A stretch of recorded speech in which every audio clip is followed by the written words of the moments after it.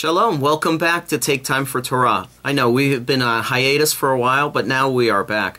I wish all of you a Shana Tova Umetuka, a sweet and a healthy new year.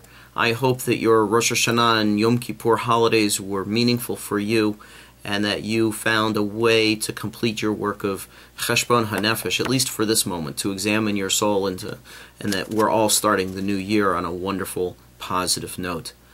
Coming up this week is Sukkot. You know, there is no rest. We go from Judgment Day to Forgiveness Day to now to Joyful Day. Sukkot is a week of Zman Simchatenu, a week of rejoicing and celebration. And it's a great thing to do right after Yom Kippur and after all of the very difficult and very hard emotional and spiritual work we have done. Now it's a time to celebrate and rejoice. But we do so in a unique way. Instead of staying in our houses, our permanent dwellings, we go and dwell in a sukkah, a temporary dwelling as commanded by the Torah. And the sukkah is meant to teach us about the fragility of the world and the fragility of our lives. The sukkah has a minimum of 3 sides, 3 walls, and has a natural covering, either sticks or branches or bamboo. It's a way for us to also be able to see through the top and see the stars of the world. So the sukkah has several meanings. The sukkah is the temporary dwelling as commanded, and Rabbi Eliezer teaches us that the sukkah is a symbol of the clouds of glory that would descend upon Bnei Yisrael when they were in the wilderness. And these clouds of glory would offer protection to the Israelites. And these clouds of glory were from God Himself. Rabbi Akiva teaches us that these were huts. These were temporary dwellings that remind us of the fragility of the world and remind us that we take our homes everywhere we go. Rabbi Eliezer continues to teach that we are protected by the Shekhinah, the divine presence, while Rabbi Akiva reminds us and emphasizes that there are still people in this world who are in need, people who are homeless, and we can do all that we can to help them. There is a custom that each night of Sukkot we invite a spiritual guest. The first night we invite Abraham and Sarah.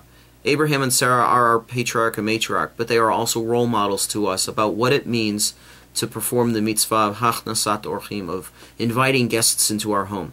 They would actually go out and look for strangers. They would look for people that they could feed, people that they could help. And the custom is that as we invite them in, so we invite others into our sukkah to create a joyful time. But there is a lot more that we can do if we follow the lead of Abraham and Sarah. We can help continue to support Jewish Family Services food pantry. You know, we have just sent tons of food to them after Yom Kippur, but that will only last for another maybe 2 months, and by Thanksgiving the pantry will be empty again, and we can help to continually restock it and refill it. We might want to volunteer our time and energy through a group like Habitat for Humanity and help people acquire permanent housing for themselves, help them to feel the stability of what it means to live in their own home. And on the other side, the spiritual side, if we don't have a sukkah yet, we can make a sukkah inside. You know, it's not without precedence that some communities would build their sukkahot inside because of the danger outside. But you know what? Today, we don't live in that danger. But we can reenact this idea of living in a sukkah. Take 4 poles and spread a tablecloth over it, just like we used to play fort when we were kids. Spread that over your dining room table. Invite guests, and together enjoy the holiday. Or perhaps, even if you don't have a sukkah, you can still just invite guests over. You know, the idea of inviting people over and sharing food together is a way of building community. The fragility of our world is based upon the strengths that we bring to it. Our world is fragile and easily broken, but if we bring our resources, we can heal the world. The clouds of glory that Rabbi Eliezer talks about is not just that God is supporting us, but that we're supporting each other.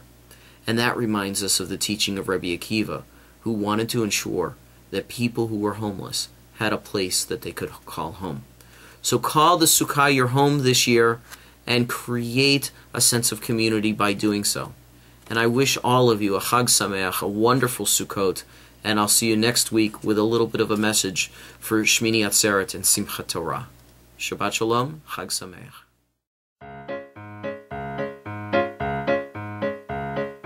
Im אתה מאמין שיכולים לקלקל תאמין שיכולים לתקן אם אתה מאמין שיכולים לקלקל תאמין